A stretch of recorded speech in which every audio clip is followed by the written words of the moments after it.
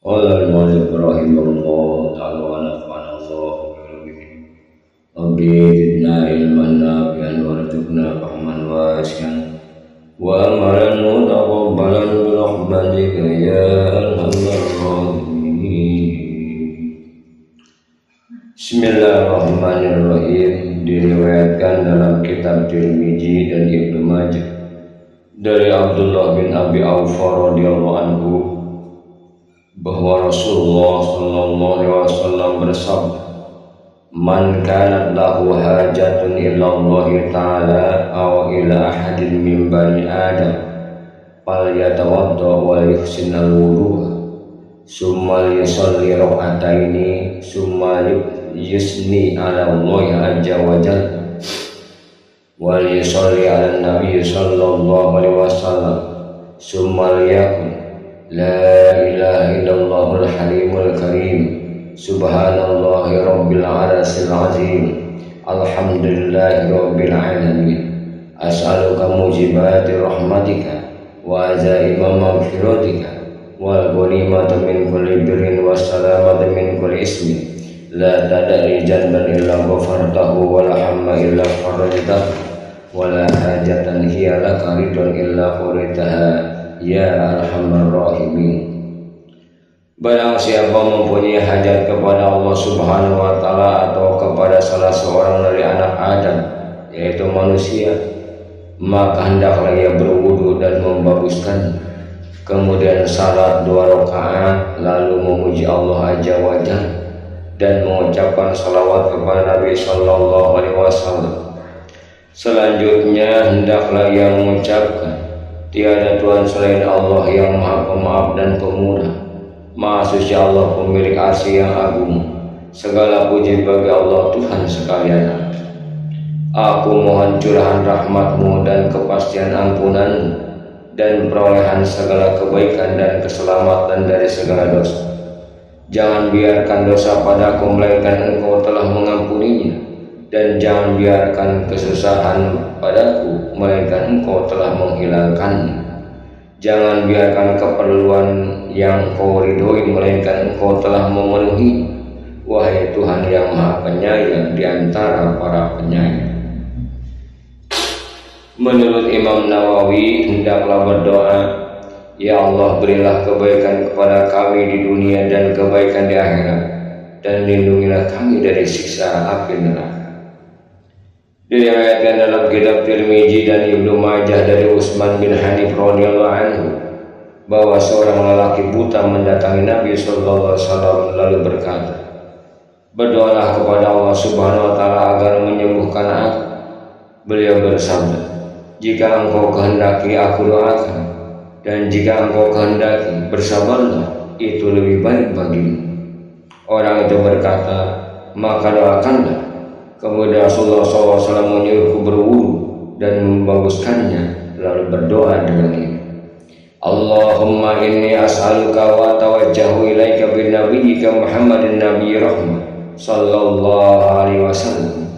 Ya Muhammad, inni tawajjahtu bika ila rabbi fi hajati hadhihi lituqdari Allahumma fashafihu fi. Qala Tirmizi hadisun hasan sahih. Ya Allah, aku mohon kepadamu dan menuju kepadamu dengan Nabi Muhammad sallallahu alaihi wasallam, Nabi yang membawa rahmat. Ya Muhammad, aku menuju dengan perantaraanmu kepada Tuhanku dalam keperluan ini agar dipenuhi bagiku. Ya Allah, jadikanlah dia sebagai perantara dalam keperluanku ini. Tirmizi menggolongkan sebagai hadis hasan sahih. Tirmizi berkata, telah diriwayatkan lebih dari 1 hadis mengenai sholat tasbih dan banyak yang tidak sah. Ibnu Mubarak dan banyak ahli ilmu berpendapat adanya sholat tasbih dan mereka menyebut keutamaan di dalam. Tirmizi berkata, diberitakan kepada kami oleh Ahmad bin Abdah, ia berkata, diberitakan kepada kami oleh Abu Wahbin, ia berkata, aku bertanya kepada Abdullah bin Mubarak tentang sholat tasbih. Ia menjawab, mula-mula bertakbir, kemudian mengucapkan, Subhanaka Allahumma bihamdika, tabarakasmuka wa ta'ala zadduka la ilaha illa ghairuk. Maha suci Engkau ya Allah, dengan segala puji bagimu. Maha suci namamu dan maha tinggi kekuasaanmu, tiada Tuhan selain Engkau. Kemudian mengucapkan sebanyak 15 kali Subhanallah walhamdulillah wa la ilaha illallah wallahu akbar. Maha suci Allah, segala puji bagi Allah, tiada Tuhan selain Allah, dan Allah maha besar. Kemudian memohon perlindungan dan membaca surah Al-Fatihah dan surat yang lain. Kemudian mengucapkan seperti di atas sebanyak 10 kali. Kemudian ruku dan mengucapkannya 10 kali. Setelah itu mengangkat kepalanya dan mengucapkan sejumlah itu. Selanjutnya bersujud dan mengucapkan dalam jumlah yang sama. Dilanjutkan dengan mengangkat kepala atau duduk dan mengucapkan 10 kali. Kemudian bersujud lagi dan mengucapkan dengan cara yang sama. Sholat tasbih dikerjakan 4 rakaat dengan cara ini, maka jumlahnya 75 tasbih dalam tiap rakaat. Dimulai dengan 15 kali tasbih, kemudian membaca surat, kemudian bertasbih 10 kali. Apabila sholat di malam hari, maka Imam Nawawi lebih suka mengucapkan salam dalam 2 rakaat. Apabila sholat di siang hari, maka boleh mengucapkan salam sesudah 2 rakaat dan boleh mengucapkannya sesudah 4 rakaat. Diriwayatkan dalam kitab Tirmizi dan Ibnu Majah dari Abi Rafi radhiyallahu anhu bahwa Rasulullah SAW bersabda kepada Al-Abbas radhiyallahu anhu, "Ya ammu, ala ashiruka ala ahbuka ala anfauka." Qala bala ya Rasulullah. Qala ya ammu salli arba'a raka'atin taqra'u bi kulli raka'atin bi Fatihil Qur'an wa suratin. Fa idzan qadaital qira'ata faqul Allahu akbar walhamdulillah wa subhanallah 15 maratan qabla an tarka. Summa ka faqulha asran summa rafa'a ra'saka faqulha asran summa sujud faqulha asran summa parasaka faqulha asran qabla an taquma fatilka khamsun wa sab'una bi kulli raka'atin wa hiya salasu mi'atin fi arba'i raka'atin. Walau kana junubuka misla ramlin alijin qabarahallahu ta'ala laka. Qala ya Rasulullah, may yastati wa yaqulaha fi yawm. Qala illam tastati an taqulaha fi yawmin faqulha fi jum'atin. Fa in lam tastati an taqulaha fi jum'atin faqulha fi syahrin. Falam yaqulu lahu hatta qala faqulha fi sanatin. Qala Tirmizi hadisun gharib. Hai paman, maukah aku menyambung kekeluargaan, mencintai dan memberikan manfaat kepadamu? Abul Abbas menjawab, tentu saja ya Rasul. Beliau bersabda, hai paman, salatlah engkau 4 rakaat. Engkau baca dalam setiap rakaat surah Al-Fatihah dan surat yang lain. Apabila selesai, maka ucapkan Allah Maha Besar, segala puji bagi Allah dan Maha Suci Allah 15 kali sebelum engkau ruku. Setelah itu rukulah dan ucapkanlah 10 kali. Angkatlah kepalamu setelah itu dan ucapkanlah 10 kali. Lalu sujudlah dan ucapkanlah 10 kali. Angkatlah kepalamu dan ucapkanlah 10 kali sebelum berdiri. Semua itu berjumlah 75 tasbih dalam setiap rakaat dan 300 tasbih dalam 4 rakaat. Walaupun dosa-dosamu sebanyak pasir halus, niscaya Allah mengampuninya kamu. Bagimu. Abbas berkata, ya Rasulullah, siapa yang bisa melakukannya setiap hari? Beliau bersabda, apabila engkau tidak mampu melakukannya setiap hari, maka lakukanlah setiap Jumat.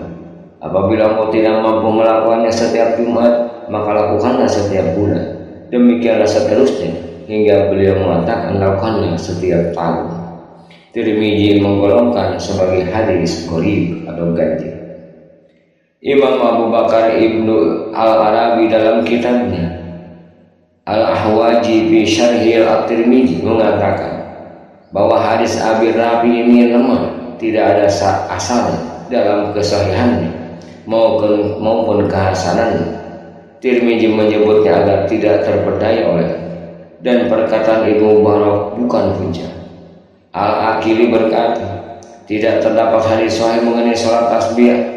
Abu Al-Faraj Ibnu Al-Jawzi menyebut hadis-hadis salat tersebut tasbih dari beberapa jalan, kemudian melemahkan semuanya dan menjelaskan kelemahannya.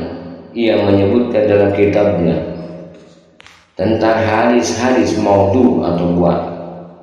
Telah sampai kepada kami dari Imam Al-Hafidz Abi Al-Hasan Ad-Daruqutni rahimahullah bahwa ia berkata, hadis paling sahih mengenai keutamaan surat adalah surat Al-Ikhlas, dan hadis paling sahih mengenai keutamaan sholat adalah sholat tasbih. Perkataan ini telah saya sebutkan dan dengan sanadnya dalam kitab Tabaqat Al-Fuqaha, tingkatan-tingkatan para ahli fikih, dalam terjemah Abi Al-Hasan Ali bin Umar Ad-Daruqutni. Tidak lazim dari ungkapan ini bahwa hadis mengenai sholat tasbih adalah sahih, karena mereka mengatakan ini paling sahih yang terdapat dalam bab ini. Meskipun dhaif, maksud mereka adalah yang paling kuat, yang paling sedikit kelemahannya. Sekelompok imam sahabat kami telah menulis mengenai anjuran untuk menjalankan sholat tasbih ini, di antaranya Abu Muhammad Al-Baghawi dan Abu Al-Mahasin, Ar-Ruyani. Wallahu a'lam bishawab.